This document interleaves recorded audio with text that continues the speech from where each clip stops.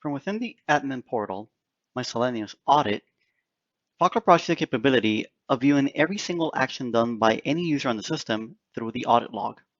The audit log will display who has done what, from where, and when. The FileCloud audit log will not only display the username, the message of the action, the IP address if you have GeoIP enabled, but it will also display the agent from when they did such action. The agents can vary. For example, the web browser, FileCloud Sync, FileCloud Drive, FileCloud Outlook plugin, FileCloud Office add-on, iOS mobile application, Android application, if it was a workflow who did the action, or our MQ worker, which is part of internal FileCloud capabilities.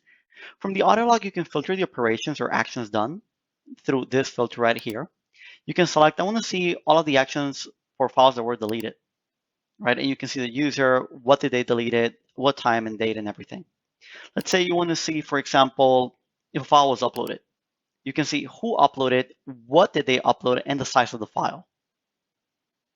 You can also search for terms. For example, if I wanted to see share, somebody shared a file, right? I'm going to be able to see every single action that has to do with the word shared. For example, Jack retrieved the share path, shared FileCloud Corp Docs, and it lets me know that that user has access to this path. Another action that's pretty common is, for example, somebody deleted a file. You can also search for the username, and it will display all actions done by that user, as seen here.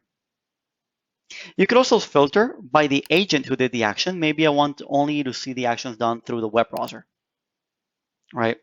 You can define how many items you want to view per page, 10, 25, or 50. You could also refresh the audit log to display the latest changes or the latest audit recorded on the system. You could also filter the audit log by date. For example, if you only want to see the actions done between July 26th and let's say July 30th, which is the actual date for me, it will only display those dates, the actions done on those dates. If you click on Manage, you're going to have the capability of selecting the dates, like I've done so, and export the audit log in a CSV format by clicking on Download.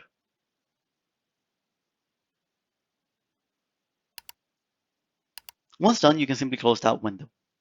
The audit log provides the administrator more information about the actions that are being on their system. These are some of the capabilities that you can use the audit log for from the admin portal.